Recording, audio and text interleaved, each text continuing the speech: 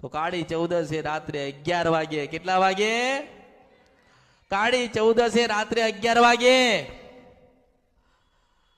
જે પૂજા પાઠ કરતો હોય, પુરુષ હોય, જે પૂજા પાઠ હનુમાનજીનો કરતો હોય, એને લાલ કલરનું વસ્ત્ર ધારણ કરવો.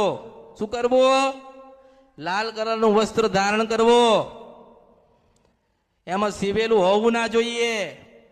લાલ કલરનો ધોતિયું પહેરવો, સીલેલું હોવું ના જોઈએ. હનુમાનજીની પાસે જવાનું. 500 ગ્રામ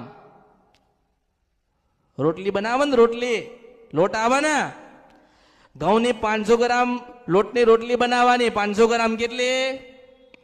હનુમાનજીને રાજી કરવાનો પ્રયત્ન બતાવું છું, હનુમાનજીની પાસે કૃપા લેવાનો પ્રયત્ન બતાવું છું. કરવું ન કરવું તમારા હાથમાં છે. જે કરશે એના હનુમાનજી દર્શન આવશે. હું નારાયણની સાક્ષીએ મેળડી આશીર્વાદ આપું છું. 500 ગ્રામ ઘઉંની રોટલી બનાવવાની, મીઠું નાખવાનું નહીં. 500 ગ્રામ ઘઉંની રોટલી બનાવવાની, મીઠું નાખવાનું નહીં. મીઠાની જગ્યાએ શું નાખવાનું? ગોળ નાખવાનો. શું નાખવાનું? તો કે ઘી નાખવાનું. 500 ગ્રામ રોટલી બનાવીને પછી એનું ચૂરમું કરવાનું. રાત્રે 11 વાગ્યા એટલે ધૂપ કરવાનો. હાથમાં થોડો મલીદો રાખવાનો. હનુમાનજીને પ્રાર્થના કરવાની કે દાદા, અમે તમને વર્ષે જે નિવેદ આલતા હોય પણ આજે કંઈક તમને વિશેષ આલીએ છે, કંઈક નવું આપીએ છે અને કંઈક સારું આલીએ છે. ભાવથી આલીએ છે, ભજનથી આલીએ છે, આત્માથી આલીએ છે ને પરમાત્માના રૂપમાં આલીએ છે. તમે રાજી થઈને અમે જે કંઈ આપીએ તમે દાદા રાજી થાવ.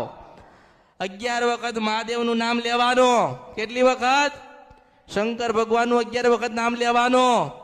11 વખત ભગવાન રામનું નામ લેવાનું અને 11 વખત હનુમાનજીનું નામ લેવાનું. ને 12મી વખત નામ લઈને જે નિવેદ હોય એ હનુમાનજીને અર્પણ કરવું.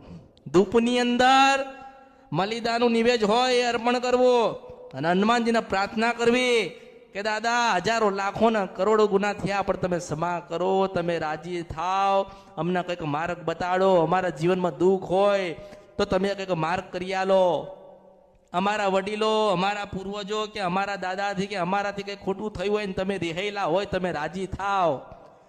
આ કાળી ચૌદસે આટલો પ્રયત્ન કરો. કાળી ચૌદસે આટલો પ્રયત્ન કરો, આટલું નિવેદ આપો અને રાજી કરો.